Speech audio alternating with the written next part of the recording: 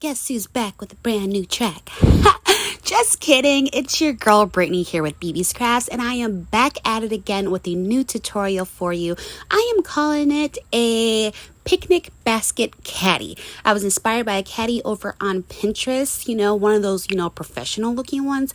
So I got a paper one for you. So make sure you hit that subscribe button and stay tuned to see how this tutorial plays out. All right, let's go.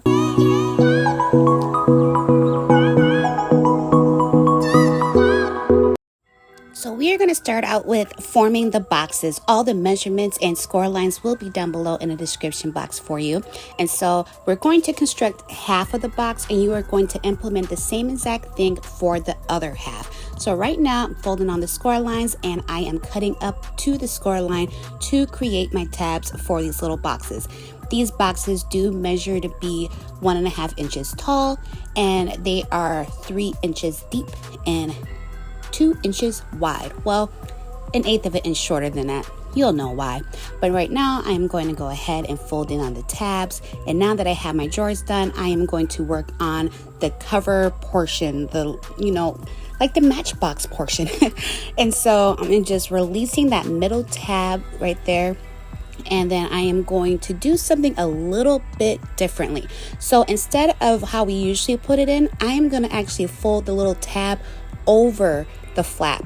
This way there is no obstruction when you are trying to pull your drawers in and out, because you know how it kind of gets stuck because we put the tab on the inside. Put it on the outside, you won't have that problem.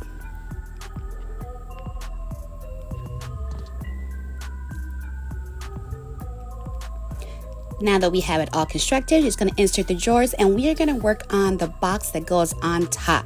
And so we're just going to fold on those score lines, and we're going to release those tabs just like you would any other box. And then we're going to fold in those tabs with our adhesive. And now we're going to take our adhesive and we're going to apply that box right on top of the other boxes. Now we are going to work on the handle portion.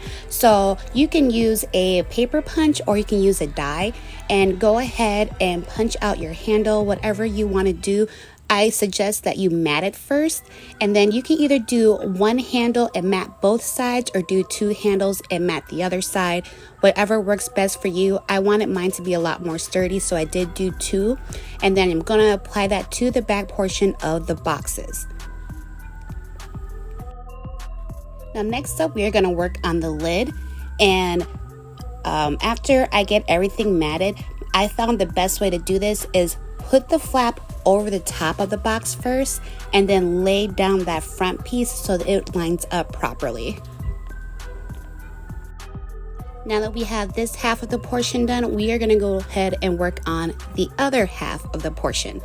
So now I have the other half, and I'm going to adhere it to my handle, and I opted to do my lid last after I had it adhered, just so to make sure that I have it lined up properly. So after applying my lid, I'm going to go ahead and measure the side of my boxes, because I want it to have a more cohesive look instead of the mats being all choppy in each section. So I'm going to go ahead and measure that and apply my mats to the side. And then after that, it's all about decorating to however you like it. And this finishing little picnic basket caddy comes out to be a little bit over 6 inches wide and 3 inches tall, but if you include the handle, it is 5.5 inches tall. And I just think it's a great way to do a happy mail and whatnot, and I cannot wait to recreate this for Christmas time. So yes guys, if you do like this tutorial, make sure you give this video a thumbs up. Don't forget to hit that subscribe button. And if you make this, tag me in it. I would love to see it. Share this video with your friends. And you know what? I'll just see you next time. Till the next video, guys. Bye.